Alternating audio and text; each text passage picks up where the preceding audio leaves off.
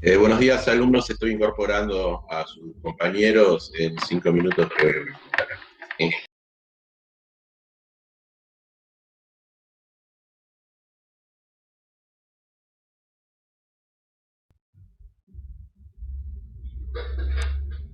Bueno, vamos a ir dando un concepto de derecho espacial.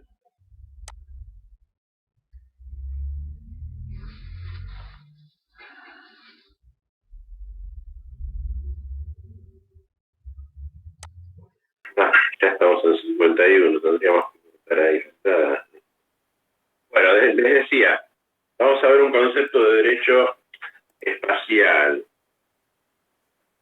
y lo podríamos conceptualizar al derecho espacial como una rama de la ciencia jurídica que estudia los principios, las normas jurídicas nacionales e internacionales relativas a la navegación por el espacio superior y las relaciones consiguientes, así como el régimen jurídico de dicho espacio superior y de los cuerpos celestes.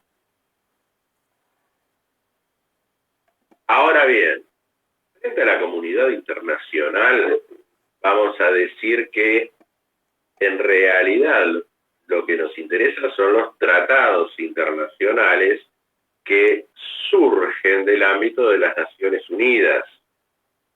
¿Por qué? Porque esos son los normas que van a tener el carácter de ser universales, ¿correcto? La legislación interna argentina que pueda estar relacionada con el aprovechamiento del espacio ultraterrestre, por ejemplo, normativa que haga el empleo de los satélites ARSAT 1 y 2, no va a ser una normativa obligatoria para terceros países, pero sí los tratados que surgieron del ámbito de la Asamblea General de las Naciones Unidas. Los caracteres del derecho espacial. Primero, previsibilidad. Cuando nosotros estudiamos derecho aeronáutico, derecho marítimo, dijimos dinamismo, ¿correcto?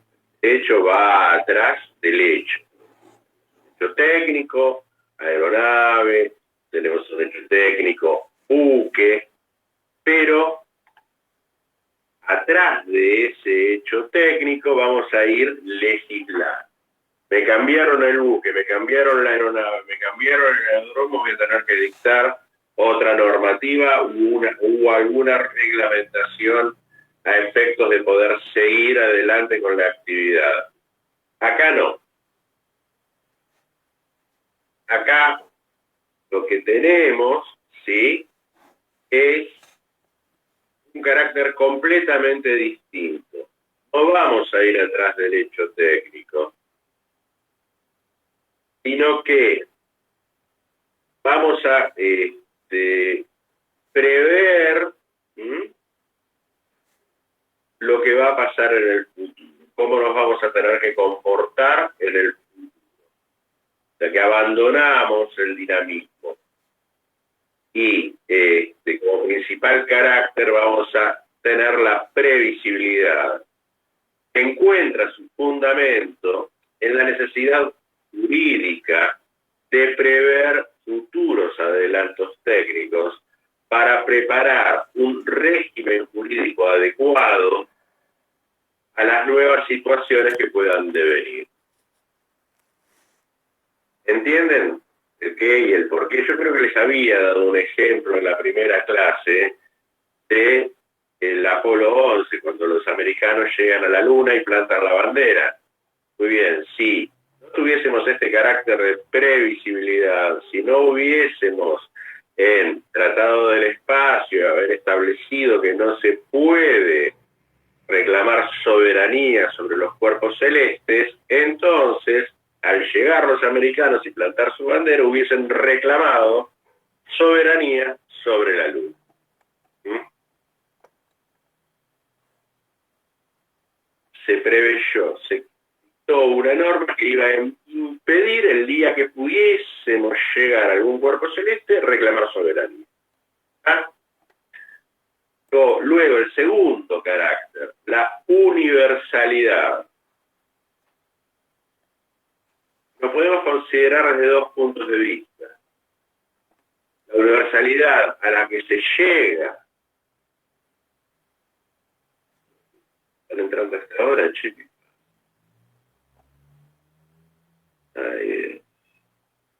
Entonces dije, lo podemos tomar desde dos puntos de vista. Por un lado, la universalidad a la que se llega como consecuencia del consenso universal, y la consecuencia más clara la podemos encontrar en la elaboración de la norma, seguida por la subcomisión de asuntos jurídicos de la Comisión de Naciones Unidas sobre la utilización del espacio ultraterrestre con fines pacíficos,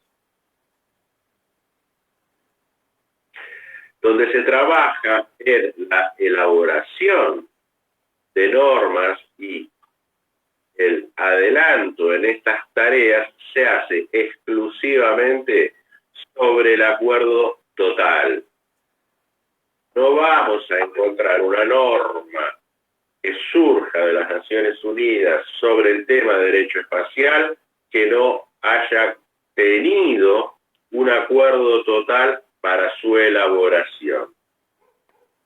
En segundo lugar, nos vamos a referir a la aplicación compulsiva de las normas del derecho espacial en el orden internacional, ya que encontramos frente a normas que tienen aceptación casi universal, y si en ellas se encuentran principios que regulan la conducta de los estados en la exploración, utilización del espacio ultraterrestre, no parece legítimo que un Estado, simplemente por no haber firmado, pueda oponerse a estos principios y normas y actuar en forma contraria a ellos. ¿Ah? Entonces, hacia la forma en que se llega a la norma y a la aplicabilidad compulsiva de esta norma, lo que nos da el carácter de universalidad. ¿Están entendiendo? Correcto. Bien. Sí, profesor. Miren que principales caracteres puede ser un examen. Luego, vamos a tener los principios del derecho espacial. Uno de los principios es el primero. Son dos caracteres entonces, nada más. Disculpe, buen día. Son dos caracteres nada más, ¿no? Entonces... Estos son los caracteres principales, ¿correcto? O sea, en toda disciplina tenemos una serie de caracteres que son comunes a varias otras disciplinas. En derecho del transporte, cuando nosotros estudiamos derecho aeronáutico, derecho marítimo, transporte terrestre, hablamos de dos caracteres importantes que son la internacionalidad y el dinamismo, ¿sí? Muy bien. Estos dos caracteres comunes a esas disciplinas, cuando llegamos al derecho espacial, los cambiamos. Por eso le estoy dando estos caracteres como caracteres principales del derecho. Muchas gracias, profe. No, por favor.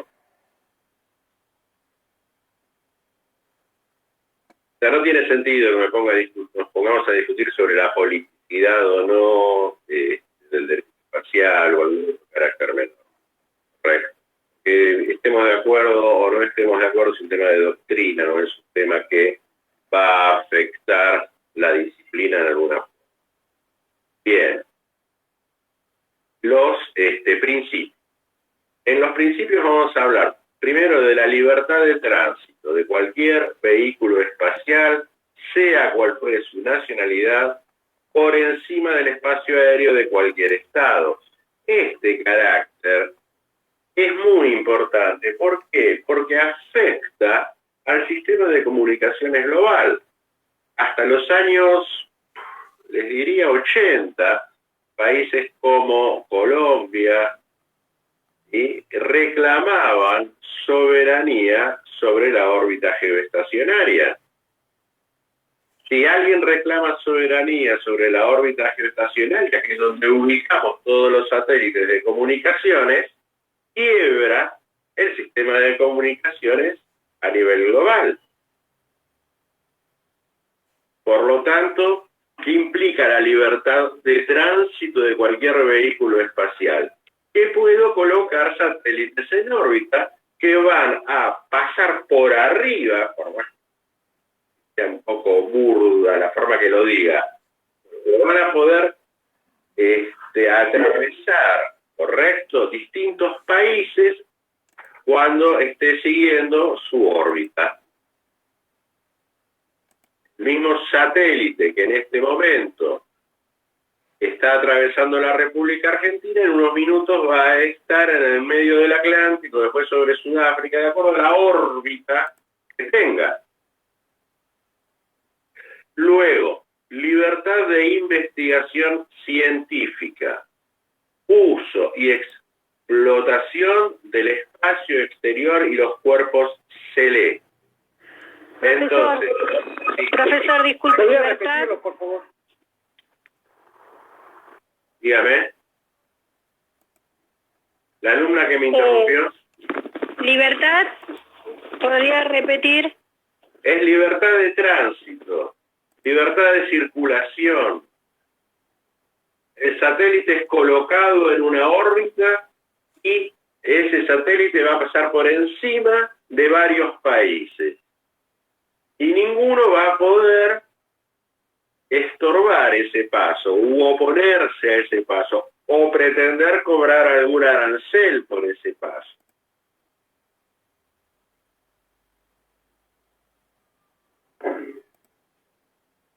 Luego, sería el tercero, libertad de investigación científica, uso y explotación del espacio superior o exterior por los y de los cuerpos celestes. Entonces, podemos investigar, podemos realizar actividades económicas en un cuerpo celeste.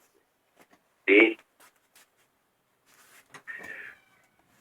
Luego, sería el cuarto, inapropiabilidad del espacio exterior y sus órbitas y de los cuerpos celestes.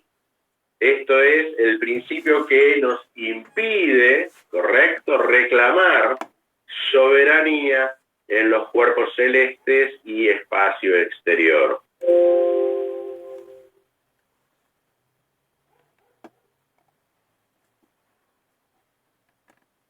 Ahora bien, estos dos principios anteriores, cuando hablamos de la libertad de investigación científica, de la libertad de exploración y explotación de cuerpos celestes, va a tener una limitación.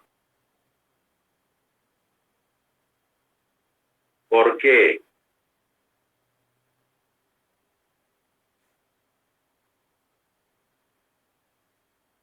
La investigación científica, exploración y uso y explotación del espacio exterior y los cuerpos celestes debe realizarse en beneficio de todos los países, sea cual sea su grado de desarrollo económico y científico, e incumbe a toda la humanidad.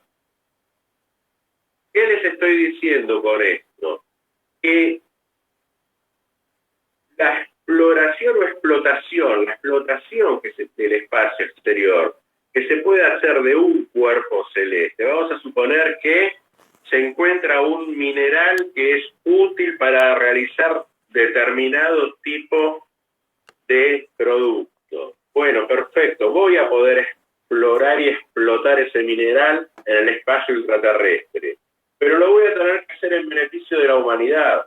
No es como si encontré ese mineral en territorio argentino, ¿sí? Lo puedo concesionar o explotar directamente y exploto ese mineral y es mío. Y no lo comparto con nadie. No. En este caso, la exploración y la explotación se tiene que hacer en beneficio de la humanidad, no en beneficio del que lo encontró. ¿De acuerdo? Y no tiene nada que ver que otros países no tengan o no cuenten con avance científico u económico para poder intervenir en esa exploración-explotación. Bien. Luego, proscripción de toda actividad en el espacio exterior y los cuerpos celestes que no tengan fines pacíficos. Entonces, ¿esto qué implica? Que no podemos militarizar el espacio exterior. Proscribe toda actividad, ya sea en el espacio exterior o cuerpos celestes, que no tenga un fin pacífico. La cooperación internacional como condicionante de la licitud de la actividad espacial. Cuando veamos los satélites colocados por la República Argentina en el espacio, todo el sistema SAECOM se ha podido desarrollar en nuestro país con ayuda italiana. Entonces, la Agencia Espacial Italiana colaboró con nosotros, ¿para qué? Para que pudiésemos desarrollar ese sistema de satélites científicos, que obviamente benefician a Italia y a otros países también. Luego, la responsabilidad de los estados, tanto por operaciones realizadas por organismos gubernamentales como por entidades no gubernamentales. Entonces, cuando yo les daba el concepto de derecho espacial y les decía, bueno, las normas de derecho interno y de derecho internacional, sí, pero siempre el Estado es el responsable. Entonces nos interesan las normas que van a responsabilizar del orden internacional a los Estados, como el Tratado del Espacio y el Tratado de Responsabilidad Especial. Diga la legislación interna de ese Estado, bueno, perfecto, ese Estado podrá tener una ley interna que hace responsable al operador o a la empresa que colocó un satélite en el espacio. Pero si ese satélite que se va a colocar en el espacio causa un perjuicio a un tercer estado o a una sociedad o a una persona que reside en un tercer estado, entonces el responsable va a ser el Estado. ¿Correcto? No va a poder recibir su responsabilidad, ¿sí? Por la actuación del particular. No será el particular. Muy bien. Ahora viene la delimitación.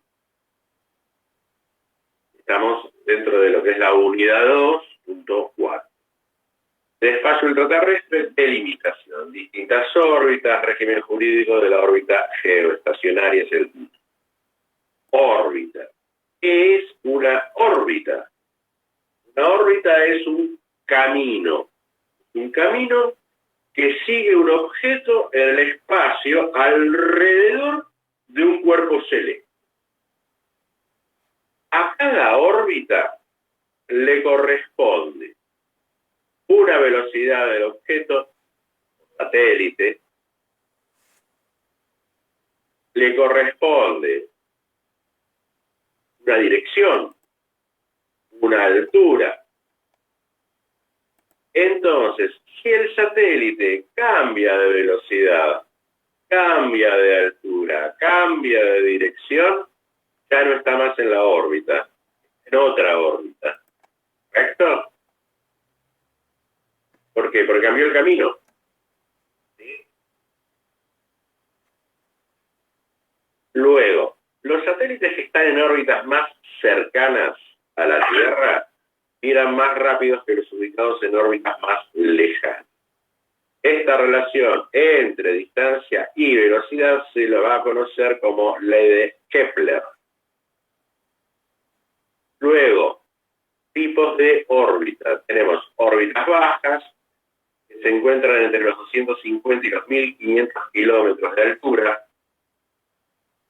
Sirven para comunicación móvil y observación de la Tierra.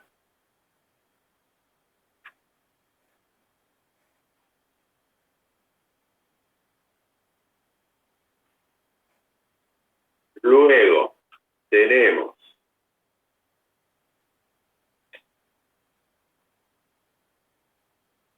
la órbita polar, que se encuentra entre los 500 y los 800 kilómetros de altura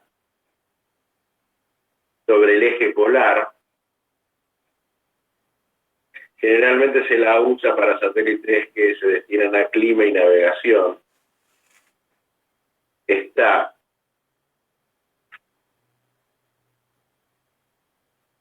la órbita geoestacionaria. Esta órbita es muy particular porque es la única órbita que tiene un régimen, o que decimos tiene un régimen jurídico. ¿Sí? ¿Por qué digo que tiene un régimen jurídico? Porque quien asigna los puntos orbitales y quien asigna las frecuencias que van a emplear los satélites es la Unión Internacional de Telecomunicaciones, que es un organismo de Naciones Unidas. Entonces, si un país quiere ubicar un satélite en órbita geoestacionaria que se encuentra a 35.786 kilómetros de altura, en grado cero del Ecuador, por eso también se la llama a veces geosincrónica. ¿Por qué? Porque el satélite va a estar rotando la Tierra a la misma velocidad, a esa altura que les di de 35.186 kilómetros aproximadamente, y a grado cero del Ecuador. Entonces, ¿qué pasa?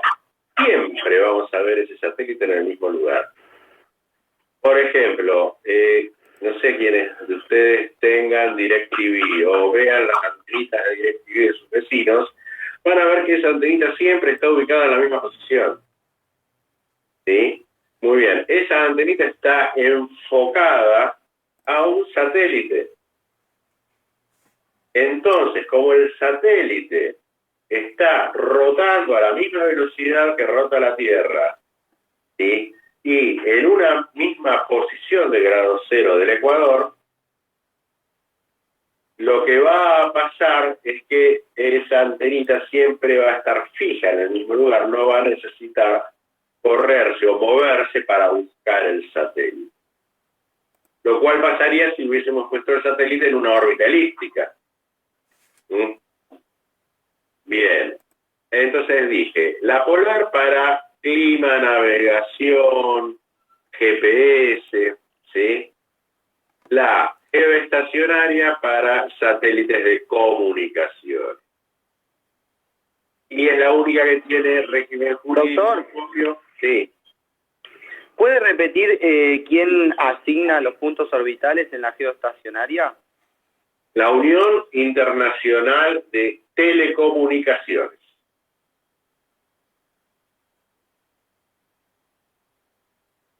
Luego tenemos la órbita elíptica o tipo molnilla.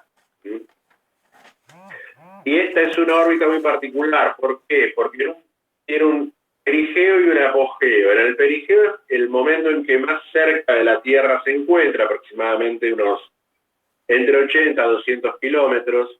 y en el apogeo es cuando más lejos se encuentra de la Tierra. Puede ser 1000 o más. 1000 kilómetros son. ¿Cuál es la segunda, doctor? Disculpe. La órbita elíptica. No, perigeo y después. Apogeo. O sea, es una órbita que, si tuviésemos la Tierra, correcto, no sé cómo explicarlo, a ver, si esto fuese la Tierra, la órbita polar iría de polo a polo, la geoestacionaria a grado cero del ecuador. La órbita elíptica iría no siguiendo la línea del ecuador ni la línea, el eje del polo, sino de esta forma. Entonces, en un momento se acerca a la Tierra y en otro se aleja de la Tierra. Una órbita que la va cruzando así a la Tierra, ¿correcto? Por eso hablamos de perigeo y apogeo. Ahora bien, para poder mantener un satélite en una órbita, lo que necesitamos es mantenerle o darle determinadas instrucciones para que queme combustible a través de sus motorcitos cohete que lo reubiquen en la órbita. De lo contrario, con el tiempo, el satélite se va a ir de esa órbita y ya no nos va a ser más útil. Cuando nosotros hablamos de la vida útil de un satélite, generalmente lo que estamos haciendo es determinar esa vida útil por el tiempo que nos va a quedar combustible para poder seguir manteniéndolo dentro de la órbita. Correcto. Bien, entonces les había dicho que la órbita geoestacionaria circular, de inclinación cero respecto del ecuador, su movimiento es sincrónico con el periodo de rotación de la Tierra y se encuentra a una altura aproximada de, les había dicho 35.800, bueno, pueden decir 36.000 kilómetros así. No tienen que andar con los kilómetros exactos. Es un recurso natural limitado. ¿Por qué les digo que es limitado? Porque a mí no me interesa colocar satélites en el medio del Atlántico o en el medio del Pacífico, para que no los mire nadie. Me interesa colocar satélites, por ejemplo, a la República Argentina le va a interesar colocar satélites que puedan ser vistos desde la República Argentina. Ahora bien, los mismos puntos orbitales que le interesan a la República Argentina, le pueden interesar a Chile, a Uruguay, a Brasil, a Ecuador, a Colombia, a Centroamérica y a todo Norteamérica. Entonces, no tengo toda la órbita para colocar satélites. Tengo determinados puntos de esa órbita donde me es útil colocar un satélite. ¿Sí? Por eso les digo que es un recurso natural limitado. De acuerdo al avance de la tecnología, puedo o no ubicar satélites uno más cerca del otro. ¿Correcto? Pero siempre voy a tener un límite. No voy a poder colgar un satélite pegadito al otro satélite porque se van a interferir o se van a chocar en algún momento. Entonces, desde el punto de vista físico, sí, por la cantidad de satélites que puedo ubicar. Desde el punto de vista técnico, por la tecnología que tengo que emplear para emitir señal o repetir señales, es un recurso limitado. Entonces, debemos establecer un método para poder acceder a esta órbita geoestacionaria, poder asignar las posiciones orbitales y frecuencias que vayan a ser utilizadas. Las condiciones especiales de esa órbita permiten colocar allí satélites de comunicación. ¿Sí? ¿Quién lo administra? La Unión Internacional de Telecomunicaciones, como ya les dije.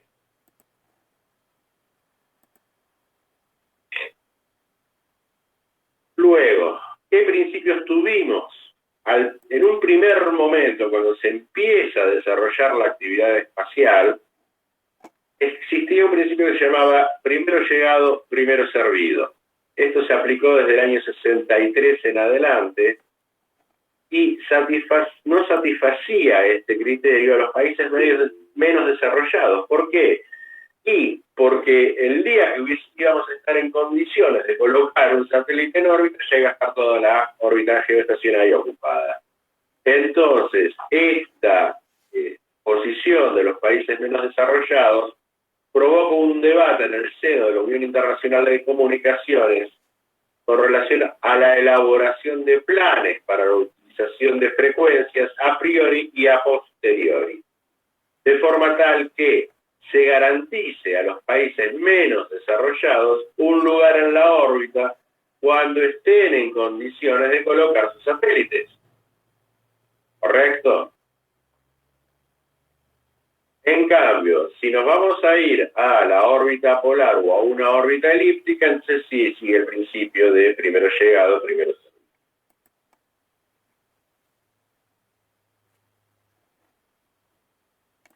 Profesor, Sí, ¿los SAOCOM en qué órbita están? ¿Y los ARSAT? en elípticas. No, espere. El SAOCOM es un satélite científico, ¿correcto? Eso está en órbitas bajas y órbitas elípticas. El ARSAT es un satélite de comunicaciones, está en órbita geoestacionaria. El ARSAT 1 y el ARSAT 2. Es más, casi perdemos los puntos orbitales por las demoras que tuvimos. En el año 73 se firma el convenio de Torremolinos. En 1982 es reemplazado por el convenio llamado de Nairobi, ratificado por nuestro país, ley 23248 del 86. Bueno, ya estaríamos, correcto, con el tema de derecho espacial del día de la fecha. Ahora tendríamos que ver, o sea, vimos espacio aéreo y espacios acuáticos en la clase anterior, ¿no? Sí, doctor. Sí, profe. Sí. Bien. Entonces hoy tendríamos que ver buque y aeronave y automotor. Bien.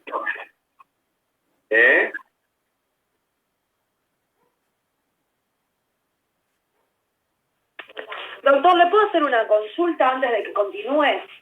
Sí, dígame. Buen día, soy Álvaro. Yo estoy desgrabando las clases, porque las grabo, sus clases, y las estoy desgrabando. Sí. Pero no sé con qué otro libro reforzar, porque ya que dijo que el de Cejas no se podía, no me acordaba tampoco qué otros autores dio. Les había dado Miguel Escalada para Derecho Aeronáutico y cualquier libro que a ustedes les guste para Derecho Marítimo pueden usar. Según el tema, el Tratado de Rey, pueden usar el Blas Simone, hay varios. ¿Ustedes tienen el programa de nuestra materia? Sí, calculo que en el aula virtual. Pero ahí está la bibliografía. Ah, bueno, listo. Está bien, porque no sabía de dónde reforzar. Igual la clase del martes, la verdad que fue espectacular. Voy desgrabando 27 minutos, 5 hojas. El problema es que no le hace falta, pero bueno, hay que leer de otro lado. el problema, ¿sabe cuál es? Esta materia tiene un problema. Y es el siguiente, que es muy larga. Sí. Es muy larga. Por eso yo les dije que traten de ir estudiando en la medida que vayamos dando la clase. O sea, si no pueden adelantarse, por lo menos vengan parejo con nosotros, porque si no, después no van a llegar. No es, a ver, no es mala onda mía ni de nadie. O sea, No, es que es una realidad. Hay que ir siguiendo lo que usted dice para no perder el hilo y entender. Y si hay algo que no se entiende de la clase anterior, se le puede preguntar, ¿no? Que le voy a preguntar 5 clases después lo que habló el martes pasado o el jueves. A ver, si usted tiene una duda, a mí no, ¿cómo le puedo explicar? Yo no tengo ningún problema en respondérsela hoy o dentro de 15 días o el mes que viene. El problema es que a usted no le va a servir que yo se lo responda en ese momento. ¿Por qué? Porque usted va a llegar a el examen y no va a poder estudiar, no va a tener tiempo material para poder estudiar todo. Está bien. Ese es el problema, no va a llegar. Por eso tiene que ir despacito y por hormiga viniendo atrás nuestro. ¿Sí? Listo, Doc, muchas gracias. No, por favor. ¿Alguna otra pregunta? ¿Alguna otra cuestión? No, profe. No. De mi parte no. Bueno, vamos a hablar entonces, o sea, tenemos que ir a lo que serían los hechos técnicos, ¿correcto? O sea, el hecho técnico en el derecho marítimo va a ser el buque. ¿Cómo nos lo conceptualiza la ley de la navegación?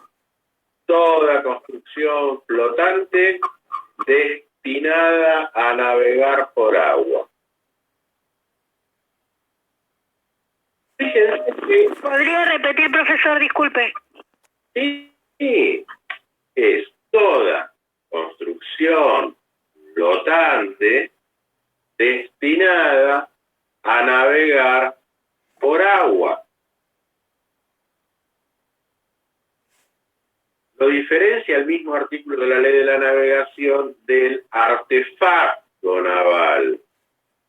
¿Por qué? Porque para la ley, artefacto naval es toda otra construcción flotante auxiliar de la navegación, pero no destinada a ella, independientemente de que pueda desplazarse por cortos trechos. O sea que un artefacto naval puede estar capacitado para navegar, pero su función no es navegar.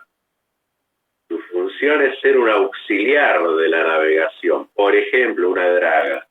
Nadie se compra una draga para salir a navegar. Me compré una draga, ¿por qué? Porque tengo que canalizar, ¿sí? O tengo que mantener un canal para que puedan navegar los buques. Ese es el sentido de construir una draga. ¿Entienden? Por eso decimos auxiliar de la navegación.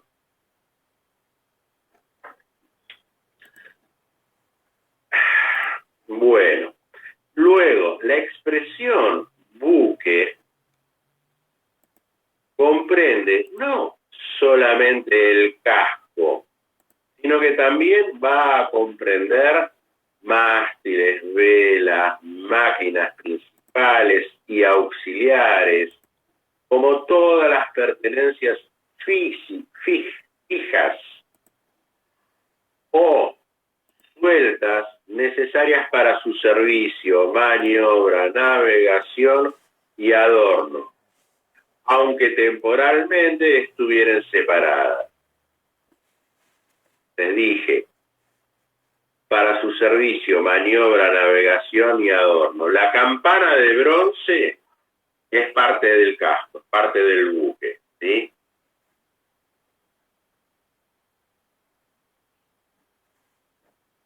En cuanto a su naturaleza jurídica, son bienes registrables. Artículo 155 de la Ley de la Navegación. Los buques son bienes registrables. ¿Ustedes dieron reales? Sí, profe. Sí, profe. ¿Cómo se Sí, clasifican profe. los bienes? No, profe.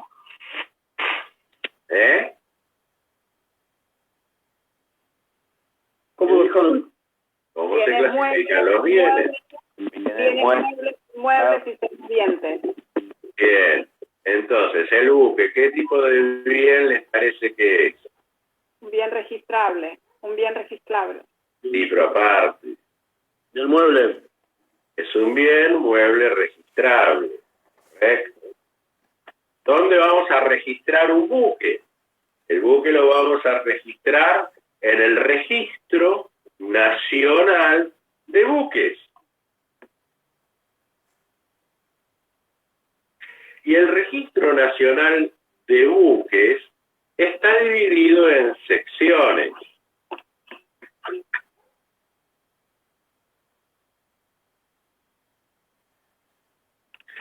Luego, en este Registro Nacional de Buques vamos a registrar todo lo que va a hacer a la vida jurídica del buque. O sea que si al buque lo embargamos, el embargo se inscribe en el Registro Nacional de Buques. Si lo hipotecamos o lo prendamos en que sea, también se inscribe en el Registro Nacional de Buques. Los privilegios se inscriben en el Registro Nacional de Buques. Todo acto que haga a la vida jurídica de un buque se va a inscribir en el Registro Nacional de Buques. No solamente la transferencia del dominio. Bien, ¿cómo se clasifican los buques? Los buques se van a clasificar en públicos y privados. Ojo con esta clasificación de públicos y privados porque es muy importante y es muy traicionera para ustedes cuando la estudian. El buque público es el que está afectado al servicio del poder público. Ojo, palabrita, servicio. Afectado al servicio. No es el que está destinado al uso, ni el que es de el Estado, ni nada de eso. El buque puede ser un buque privado, ¿correcto?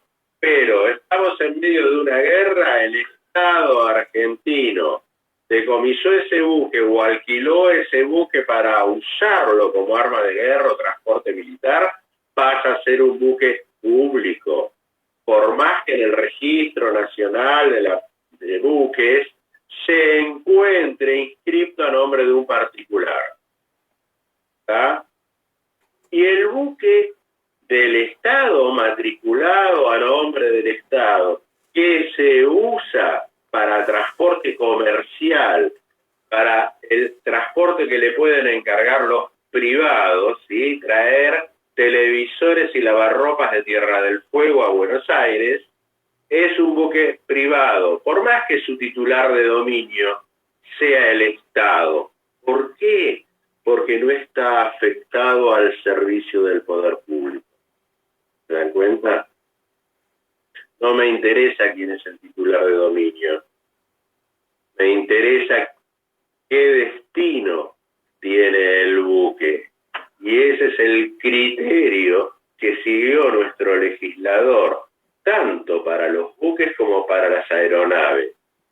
El destino que tiene la cosa. Eso es lo que nos interesa. Artículo 3, Ley de la Navegación.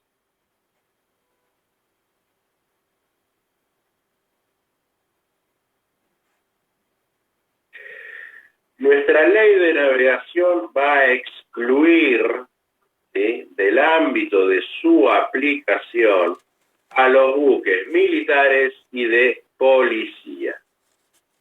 ¿Ah?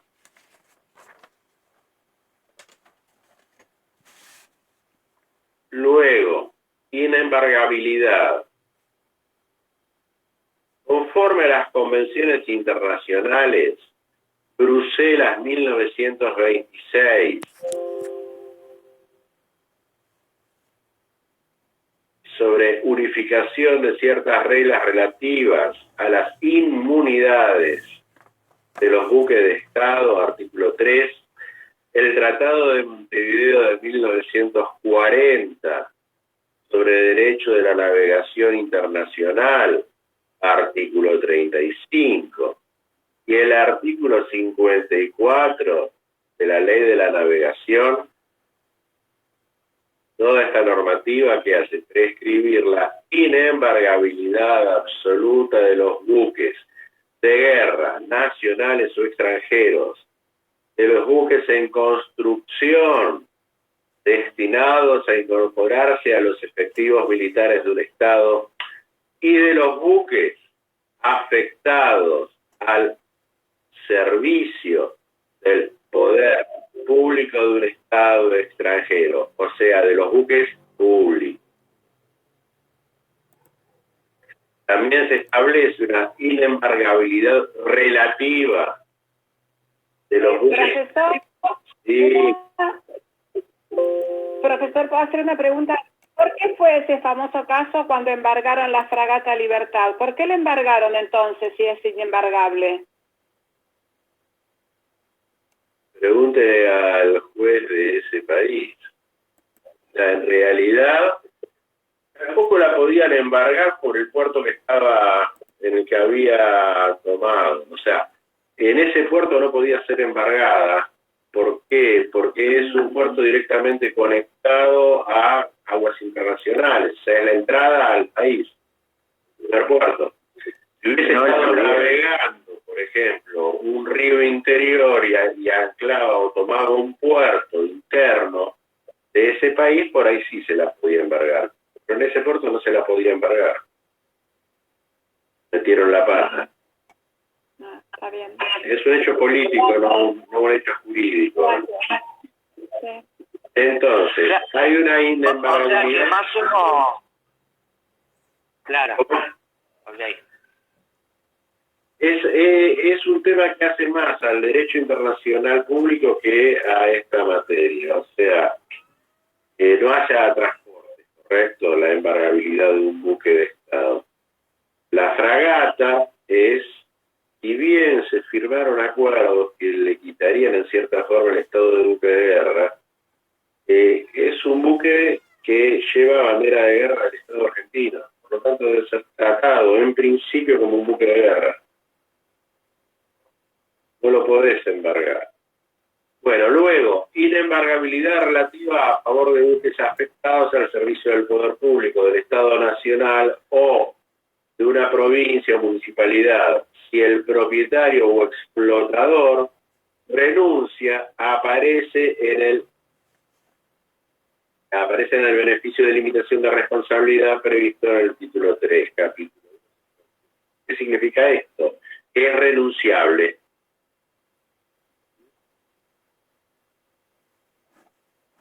El Estado puede renunciar. ¿Puede repetir el artículo que no bien? El Estado puede renunciar a esta inembargabilidad de buques afectados al servicio del poder público.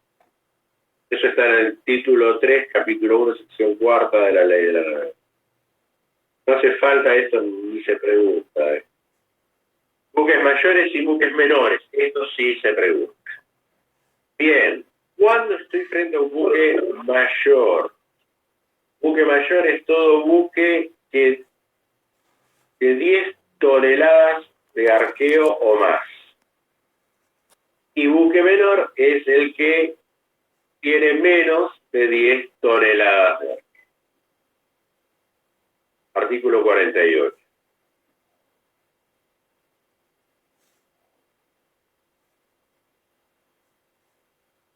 Esta clasificación de buques mayores, en buques mayores y menores, no es una clasificación caprichosa.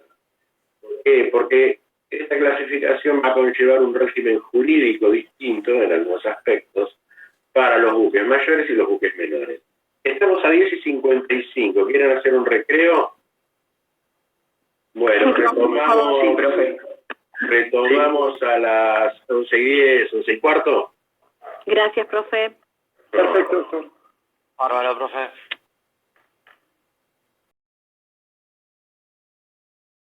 Mayores y menores. Está bien. Bueno, buque mayor ya habíamos hablado, es el de 10 toneladas o más. Buque menor, menos de 10 toneladas. ¿Hay diferencias? O sea, ¿tiene algún sentido esta clasificación de los buques en mayores, menores, en buques deportivos. Sí, ¿por qué? Porque hay un régimen jurídico distinto. Por ejemplo, nosotros vamos a adquirir el dominio de un buque mayor, el instrumento a emplear va a ser la escritura pública. En cambio, vamos a adquirir un buque menor, el instrumento a emplear puede ser un instrumento privado con firma certificada. Entonces me cambia de instrumento público a instrumento privado, ¿correcto? La ley de la navegación dice instrumento público o debidamente autenticado. Bueno, ¿qué es lo que va a pasar? Y cuando yo ese instrumento privado lo lleve al escribano para autenticarlo, lo va a transformar en una escritura pública. Yo siempre caigo, correcto, en instrumento para adquirir el dominio de un buque mayor en una escritura pública, instrumento público. Y en el caso de un buque menor, puedo apelar a un instrumento privado, o sea, con una firma certificada por escribano. Luego, derechos reales. Si yo quiero dar en garantía, en seguridad de un crédito en dinero, este buque, si es un buque mayor, va la hipoteca. Si es un buque menor, una prenda.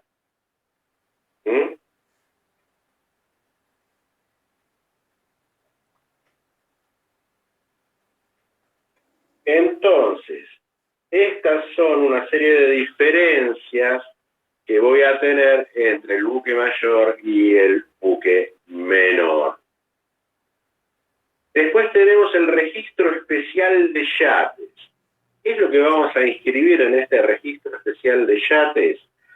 Los buques menores a 2 toneladas que se usen con fines deportivos. El señor que tiene un velero lo inscribe en el registro especial de yates. Ustedes van a ver si entran a algún club deportivo que la matrícula dice Rey, R, E, Y, y después un número. Esa es la matrícula del velero o de la lancha inscripta en un registro especial de yates.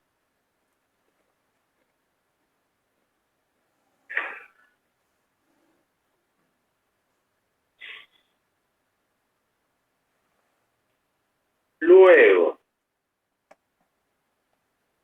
certificado de construcción. Tratándose de un buque mayor, este contrato, sus modificaciones y rescisión deben hacerse por escrito bajo pena de nulidad. En el caso del fletamento a tiempo, el contrato debe inscribirse en el registro de la propiedad de buques, perdón, el registro nacional de buques, cuando es un contrato de fletamento a tiempo de un buque mayor.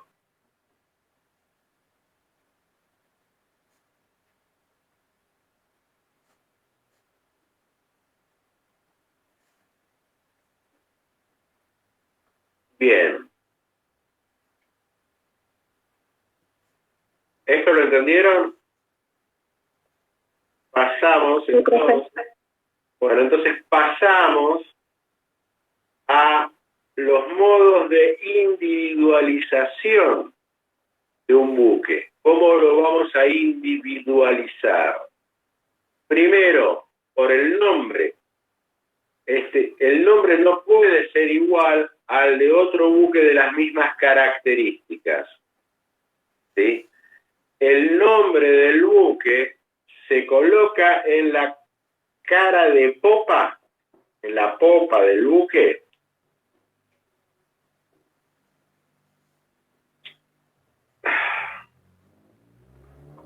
De forma de que sea perfectamente visible. Luego, yo dije, no puede haber dos buques con el mismo nombre que sean similares. Entonces, ¿a qué nos vamos a tener? Al tonelaje de arqueo y a el tipo de buque. Por ejemplo, no podemos tener dos buques de 40.000 toneladas graneleros que se llamen Ciudad de Buenos Aires. Pero sí podemos tener un granelero y un portacontenedores de 40.000 toneladas que se llaman Ciudad de Buenos Aires. O un buque petrolero de 20.000 toneladas de desplazamiento de arqueo y un buque de 50.000 toneladas de arqueo, ambos petroleros llamándose Ciudad de Buenos Aires. O sea, ¿qué es lo que va a cambiar? El arqueo del buque y el tipo de buque, el destino que tiene el buque. Igual arqueo, mismo destino, no pueden tener el mismo nombre. El tonelaje que estoy hablando, ¿de qué estamos hablando cuando hablamos de tonelaje de arqueo? Estamos hablando de una unidad de volumen, no de una unidad de peso. El arqueo del cual estamos hablando son 2.83 metros cúbicos, equivalentes a 100 pies cúbicos. Esa es la tonelada Murson o la tonelada de arqueo. Existen tres variantes: arqueo total o bruto, que expresa la capacidad interna completa de todos los espacios cerrados o que se consideren cerrados, ¿sí? Considerando también las construcciones que se encuentran en los puentes. Luego, el arqueo bajo cubierta, que es el volumen total de los espacios comprendidos entre el casco y la cubierta. Y luego el arqueo neto o de registro, que expresa o que va a expresar la capacidad útil del buque y está dado por la diferencia del tonelaje de arqueo total del buque y la suma del llamado tonelaje de descuento, que es el tonelaje correspondiente a los espacios destinados a máquinas, alojamiento de la tripulación, almacenamiento de provisiones y repuestos. ¿Por qué? Porque esos espacios no son útiles para el transporte. Perdón, dijimos hasta ahora. ¿Podría Nombre repetir el último, por favor? ¿Cómo? Si podría repetir el nombre del último de los arqueos. Método de registro. Gracias. No, por favor. Luego, sí. El arqueo bajo cubierta y los espacios que hay entre, no llegué a copiar. El casco y la cubierta. Gracias. Luego tenemos la matrícula. ¿Qué es lo que nos da la matrícula? La inscripción en el Registro Nacional de Buques. El número de matrícula del buque o artefacto naval es el de inscripción en el registro correspondiente. Inscripción que se acredita ¿con qué? Con el certificado de matrícula que expide el registro y que debe conservarse a bordo del buque para acreditar su dominio.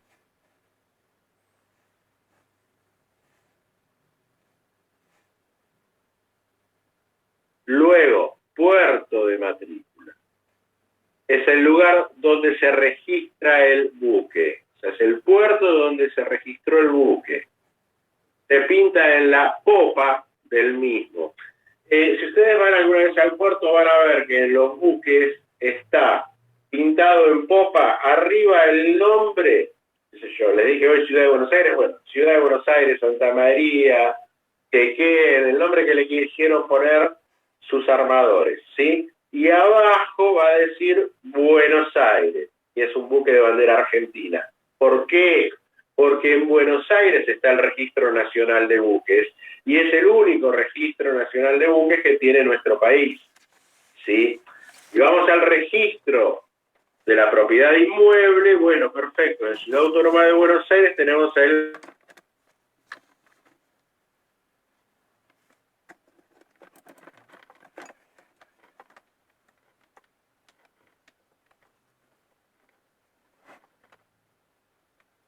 para todo el país. Los americanos tienen dos, uno en la costa este y otro en la costa oeste. Eso se justifica, ¿por qué? Porque tienen bañada su país de un lado por el Atlántico, del otro lado por el Pacífico. ¿Sí? Nosotros no. Se nos justifica tener dos registros nacionales de buques. Por uno nos sobra la cantidad de buques que tenemos. Un puerto de matrícula es el puerto donde se encuentra el registro y donde se matriculó el buque. La nacionalidad, la inscripción en la matrícula confiere al buque o artefacto naval la nacionalidad del país donde fue inscripto. ¿Sí? Y por consiguiente, ese buque tiene derecho a enarbolar el pabellón nacional. Entonces, son 5 los elementos que vamos a usar, que vamos a emplear para identificar un buque. El nombre del buque, el tonelaje de arqueo, ¿sí? La matrícula, el puerto de matrícula, la nacionalidad. Esos 5. Esto se pregunta habitualmente en los exámenes, aviso. Tanto el Ahí, lo repite, profe, que los perros no me dejaron. es un tema, el tema de los perros. A ver, pobres perritos que no la dejaron escuchar. Nombre del buque. Tonelaje de arqueo. Matrícula. Puerto de matrícula. Nacionalidad.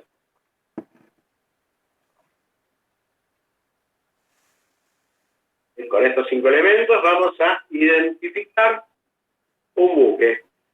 Doctor, Sí, la nacionalidad se la da en la inscripción de la matrícula, ¿no?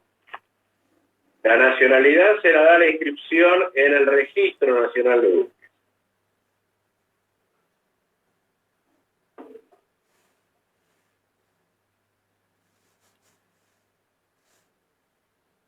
Bueno, luego, libros y documentos de a bordo, artículo 83 de la Ley de la Navegación. La Ley de la Navegación lleva el número 24.094.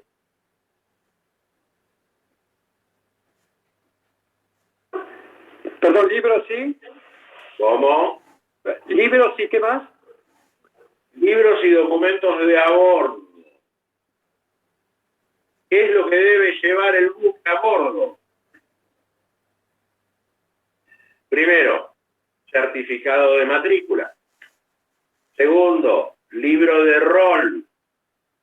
Tercero, certificado de arqueo, de seguridad y francobordo. ¿Qué es este certificado? De seguridad, perdón, profesor, de seguridad. Y francobordo. ¿Qué implica este certificado? Ustedes saben que un buque puede estar navegando distintas aguas, ¿correcto? Puede estar navegando en el Océano Atlántico, puede estar navegando en el Atlántico Norte, puede estar navegando en verano o en invierno. Bien, la salinidad del agua varía en cada situación. Entonces, no es lo mismo navegar en invierno Atlántico Norte que navegar en verano. No es lo mismo navegar en el Río de la Plata que navegar en el Océano Atlántico, después que salimos del Río de la Plata. ¿Por qué? Porque la carga que tiene el buque va a afectar de distinta manera al buque. Entonces, si yo tengo una determinada cantidad de toneladas en carga, ¿correcto? El casco del buque va a hundirse más o menos de acuerdo si estoy navegando en agua salada, en agua dulce, en verano, en invierno o en invierno Atlántico Norte. Esto está tabulado en este certificado de arqueo y ustedes van a verlo prácticamente en los buques en proa. Van a ver que hay un circulito con varias líneas, ¿sí? Y esas líneas le dan la inmersión máxima que puede llegar a tener el buque de acuerdo al agua navegando. Eso hace a su seguridad. Luego, y este certificado para poder ingresar a aguas argentinas debe tenerlo el extranjero y el buque argentino. Luego, documentación sanitaria.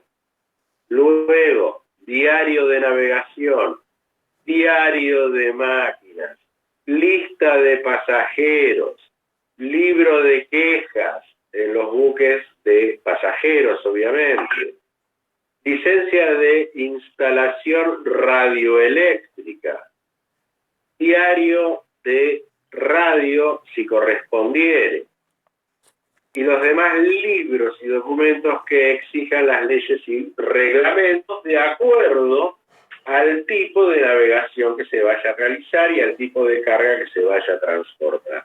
No es lo mismo un petrolero que un buque que transporta pasajeros que un buque que transporta contenedores.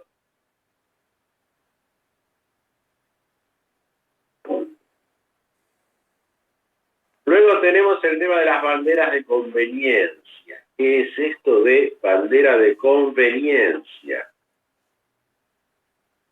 Las banderas de conveniencia aparecen con la Segunda Guerra Mundial, cuando los armadores estadounidenses, al estar Alemania en guerra con Inglaterra y el gobierno americano no intervenir en un primer momento, no podían, con bandera americana, transportar cargas hacia Alemania.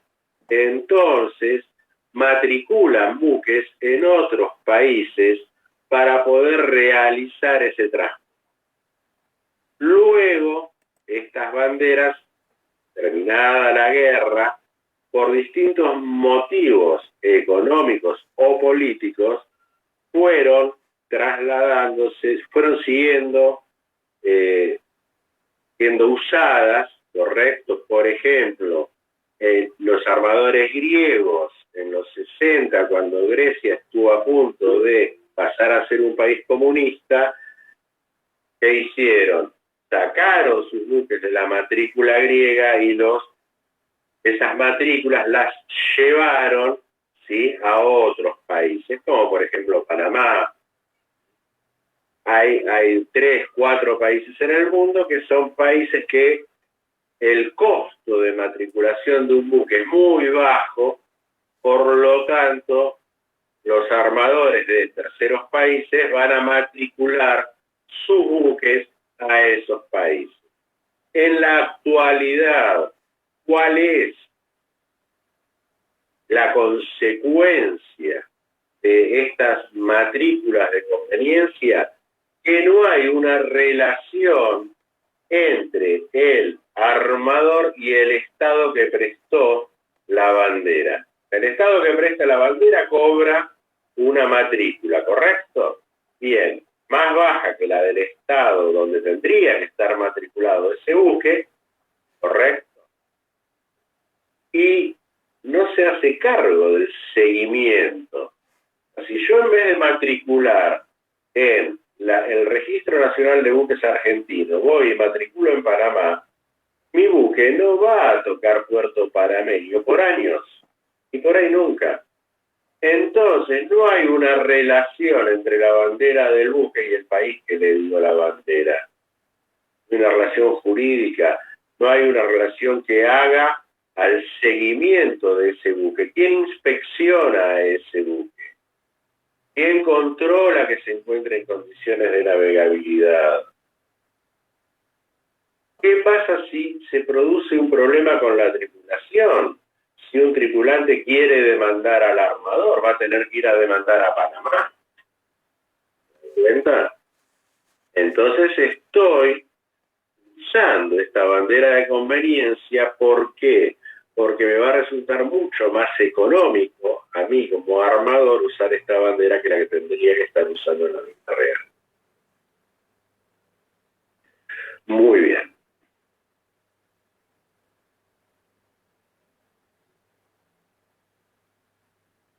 Vamos a dar un concepto ahora de copropiedad naval, artículo 164 y siguiente. La copropiedad naval se asemeja a lo que ustedes estudiaron en derechos reales con el condominio. Lo que pasa es que tiene algunos aspectos que hacen a su regulación que son propios del derecho marítimo, por eso está regulada también en la ley de la navegación. O sea, se rige por las disposiciones del condominio en principio. Las mismas disposiciones se aplican a la copropiedad de artefactos navales. Se regula en esta sección de la ley de la navegación el valor de las decisiones de la mayoría de los copropietarios conforme al valor que estos posean del buque en cuanto a la obligatoriedad de sus decisiones sobre la minoría. Los derechos de la minoría en cuanto a poder exigir la reparación del buque cuando resulte necesario, a solicitar se efectúe una pericia y en su caso de resultar necesaria la reparación, se encuentran los copropietarios a contribuir a ella. Porque ¿qué pasa si no lo regulamos en la ley de la navegación? La minoría nunca va a poder lograr que la mayoría acepte reparar el buque, por ejemplo. O que colabore, ¿sí?, con los gastos necesarios para poder reparar. Profesor, luego, ¿sí? Perdón, una pregunta. ¿Puede existir una copropiedad entre estados para un mismo buque? Tendrían que realizar un acuerdo, ¿no? O sea, tendríamos un acuerdo internacional por el cual dos estados adquieren un buque y tendrían que regularse los derechos de cada uno sobre el buque. O sea, ese contrato, a ver, si fuésemos nosotros dos quienes adquirimos el buque, celebraríamos un contrato, ¿sí? Bien, ese contrato que celebraríamos nosotros cuando lo celebran dos estados pasa a ser un acuerdo internacional. Perfecto. O sea, aunque sean privados, igualmente intervienen los estados por el tema de las matriculaciones y los controles a los buques, ¿no? A ver, si son dos privados los que adquieren el buque, eligen qué país van a matricular. Ah, está bien. Perfecto. Si usted fuese uruguayo y yo argentino y nos compramos un buque alemán, bueno, a ver, nos conviene matricular en Uruguay o en la Argentina. Claro. Si fuese buquebús, matriculo en Uruguay. ¿Por qué? Porque económicamente me conviene matricular en Uruguay antes que en Argentina. ¿Ah? Sí, perfecto. Gracias. Bien. No, por favor. La opción de compra en favor de los restantes copropietarios. El derecho de la minoría a solicitar la venta del buque en remate público cuando la mayoría decidiese venderlo. Estos son las normas, son los temas que se tratan en copropiedad naval en la ley de la navegación. ¿Sí? Y 40 nos quedan 20 minutos, podríamos ir a aeronaves. ¿Está?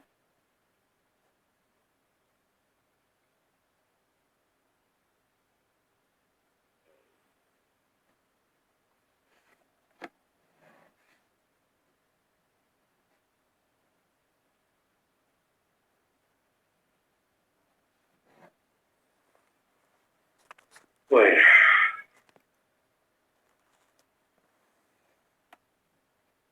Acá vamos a ver vamos a hacer el mismo seguimiento que hicimos en la ley de la navegación, pero es distinto, o sea, no hay mayores y menores, es otra forma de encuadre, ¿sí?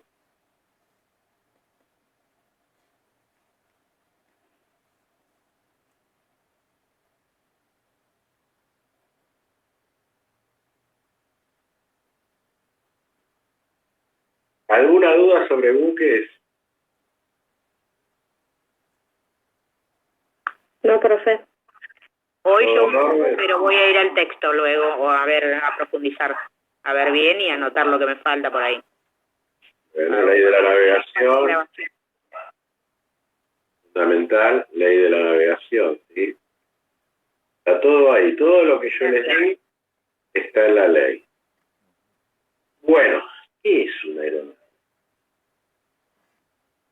La aeronave la vamos a conceptualizar como un aparato o mecanismo que es capaz de desplazarse por el espacio aéreo y de transportar personas. Entonces,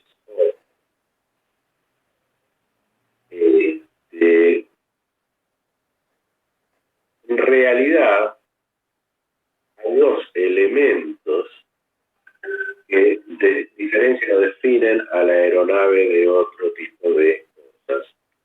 Su capacidad, primero, de circular por el espacio aéreo. Y la otra es la capacidad de ser aptos para transportar personas. Y carecen de alguna de esas dos capacidades. No estamos hablando de eso.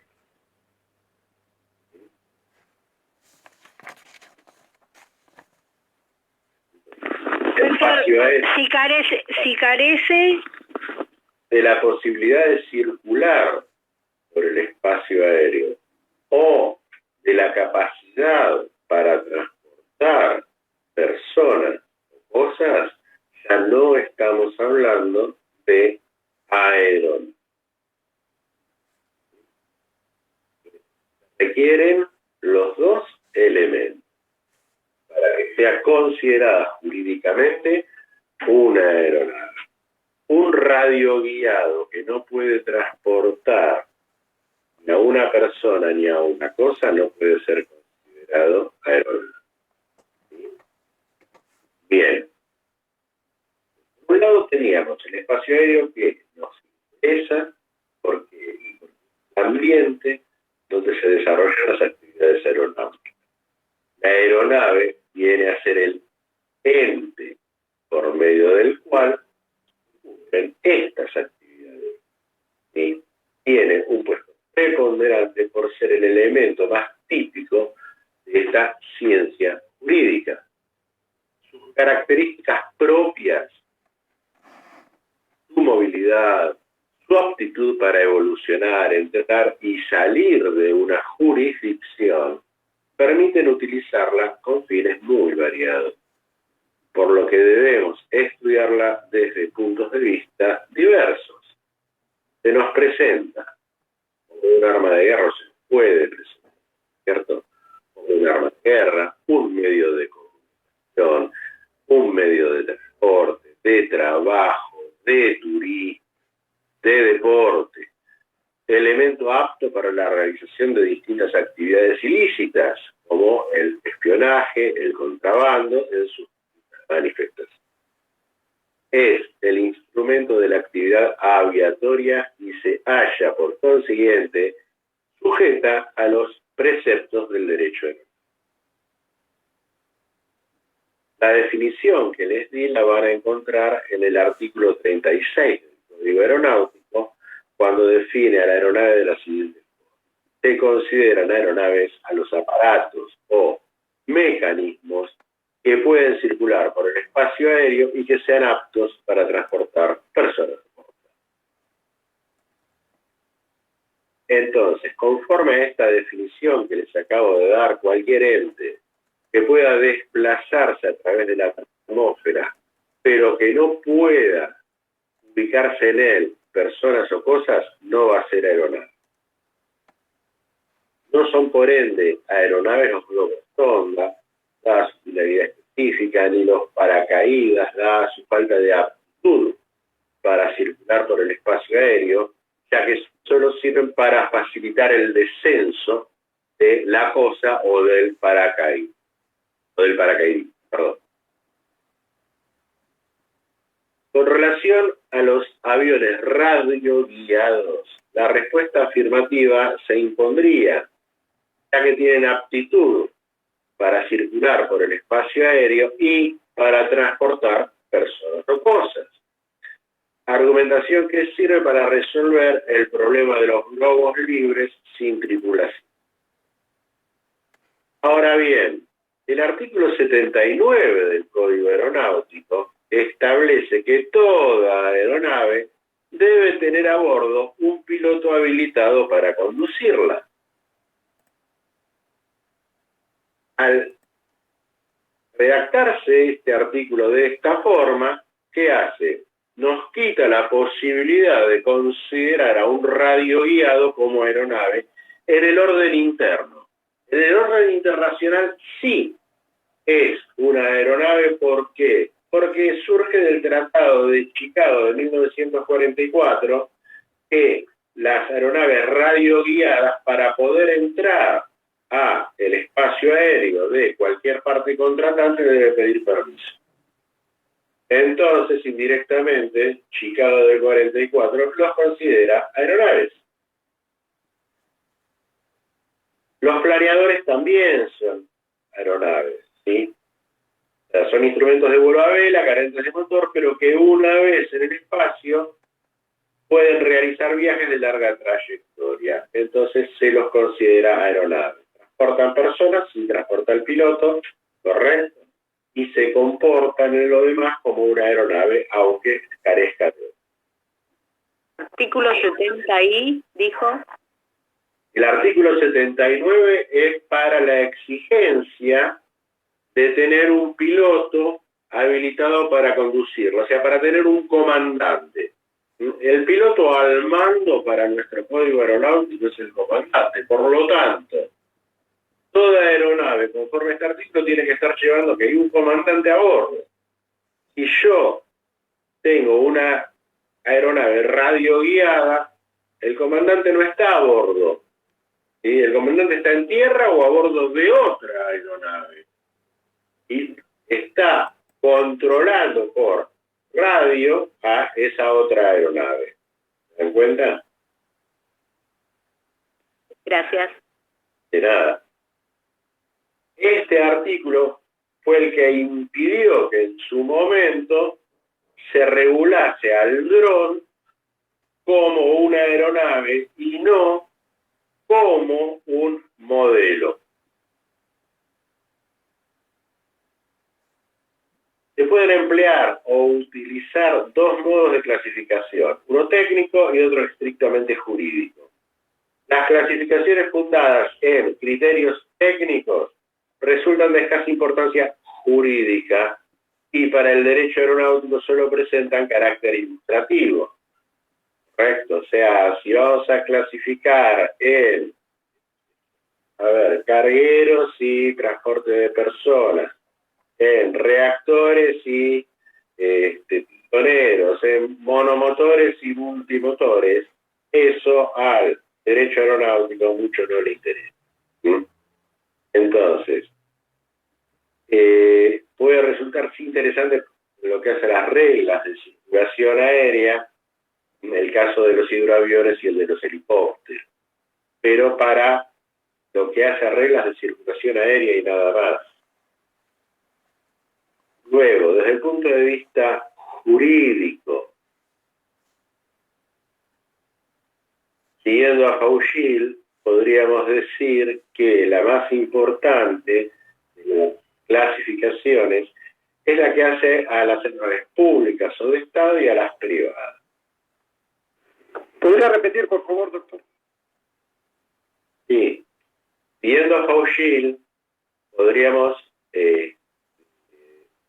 decir que la clasificación más importante es la que hace a considerar aeronaves públicas y aeronaves privadas, donde, al igual que en el derecho marítimo, la aeronave pública va a ser aquella que está al servicio del poder público y todas las demás son privadas, independientemente de quién es su proveedor. propietario.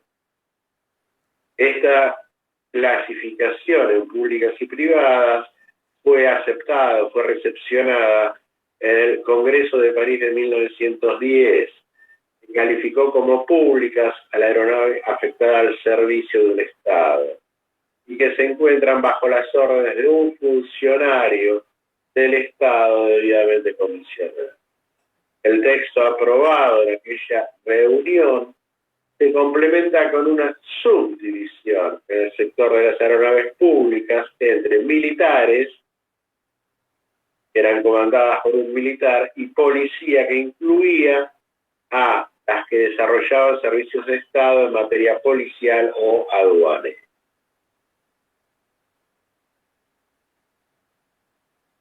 Entonces, ¿qué es lo que se hizo a partir de ahí? Bueno, vamos a definir las aeronaves de Estado y la categoría de las privadas involucra a todas las demás. ¿Por qué? Porque las está comprendiendo por exclusión. En el Convenio de París del 19 también se divide a las aeronaves de Estado y privadas. Y a las de Estado se las subdivide en militares, las afectadas exclusivamente a un servicio de Estado, por las postales, aduaneras y de policía.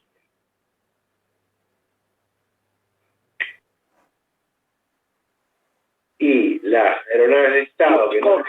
Sí. Te hago una pregunta sobre el tema de la primer clasificación, perdón que lo pare, sé que hay poco tiempo, cuando habló de la parte técnica, la jurídica me quedó clara, la técnica no me quedó muy claro.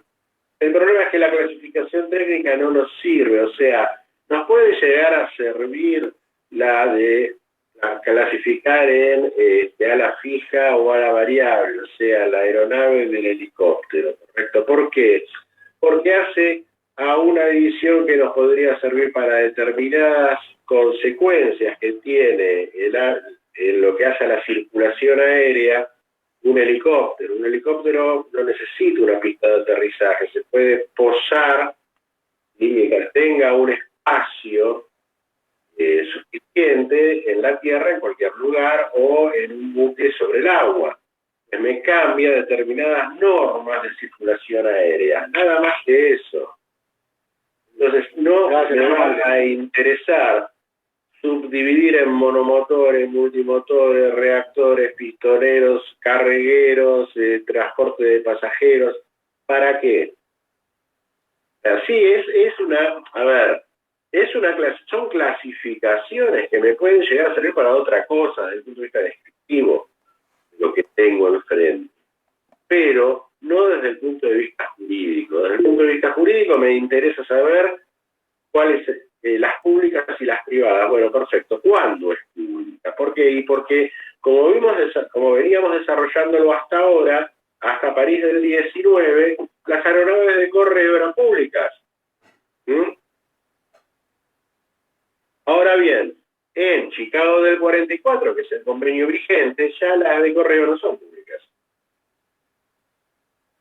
¿Por qué? Porque son aeronaves públicas para Chicago del 44, las aeronaves de Estado que se usan para servicios militares, aduaneros y policía.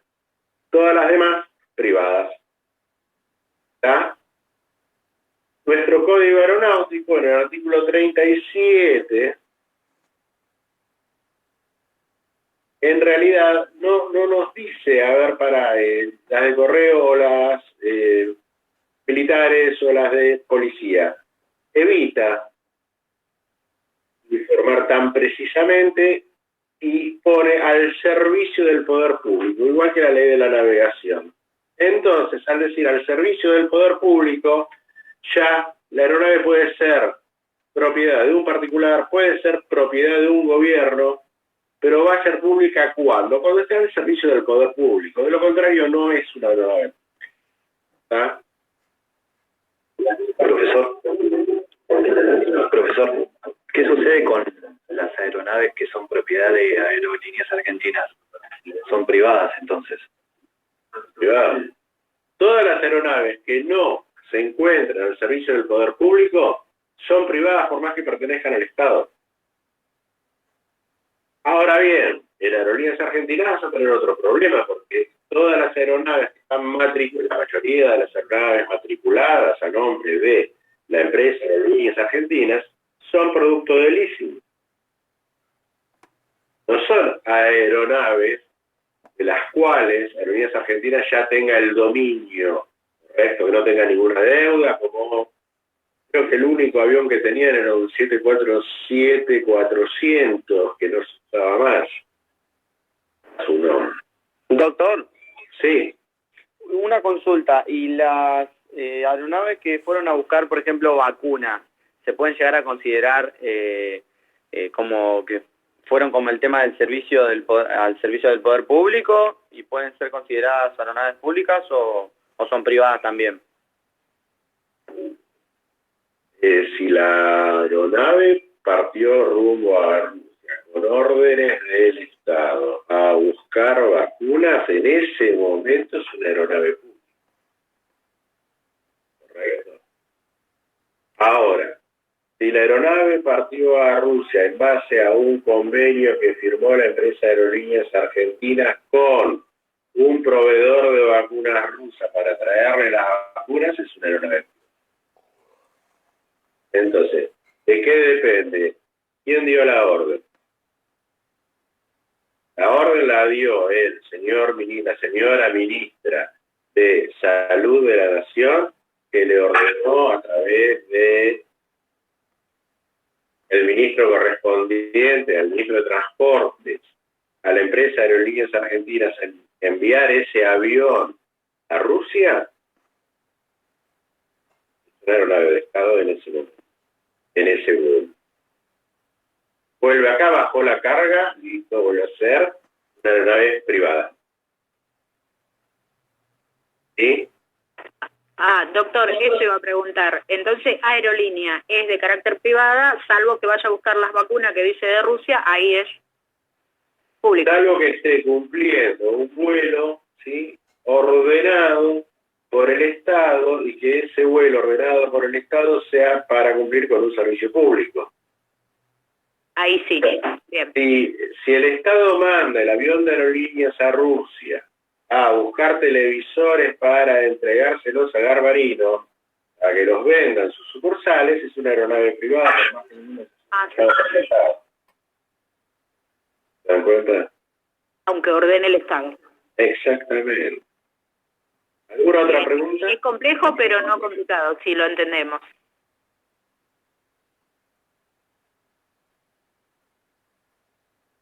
Bueno.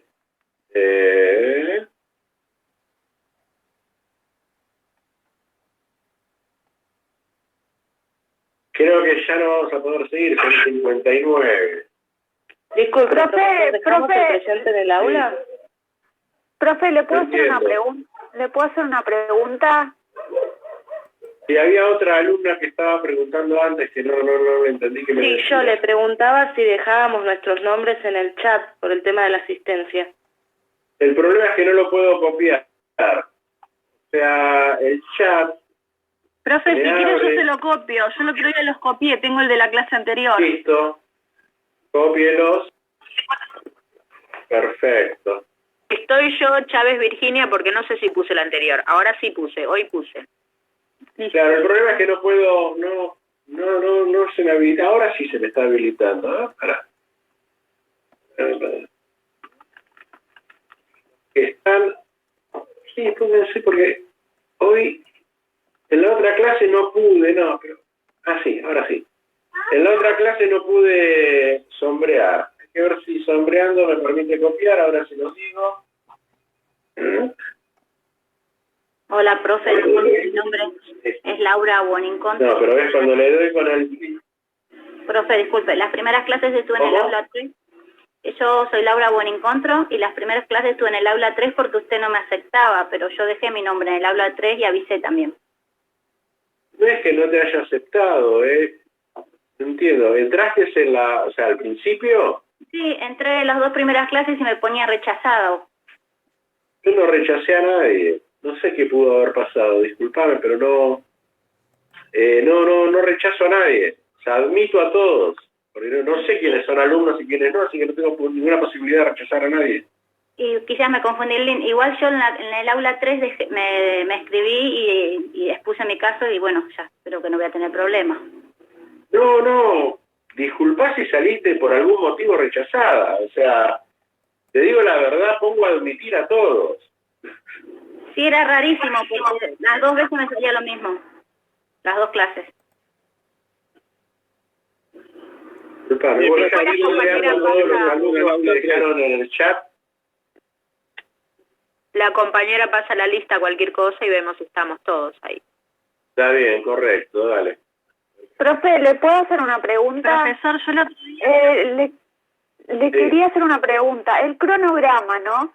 De la cátedra, todavía no está publicado. No, lo que pasa es que está con las fechas del año pasado. Ya, el miércoles lo terminamos de hacer con el doctor Croce y se los damos. A ver, aguantemos un momento que copio esto, no lo quiero perder. Nuevo.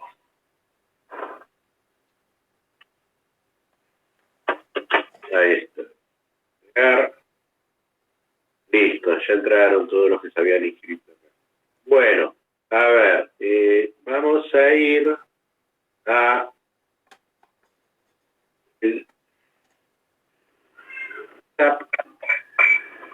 transportes, pero me parece que Ángel puso la fecha del parcial. Ustedes la tienen. ¿Dónde está? Disculpe, profe. Sí. ¿Puedo desconectarme que tengo que entrar a otra clase?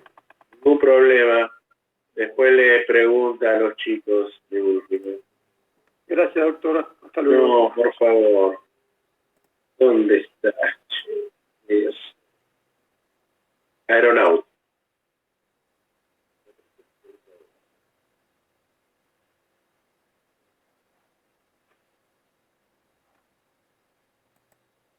Derecho de transporte. Bueno. Las fechas tentativas de examen van a ser las siguientes. Primer parcial, 27 de mayo. Segundo parcial, 1 de julio. Recuperatorio, 8 de julio. Final, 15 de julio. ¿Tienen? Gracias, profe. No, por favor, gracias a ustedes. Bueno, nos vemos el jueves. Gracias, hasta el jueves entonces. Hasta el jueves. Hasta el jueves, profe. Hasta el jueves, muchas gracias. Hasta el jueves.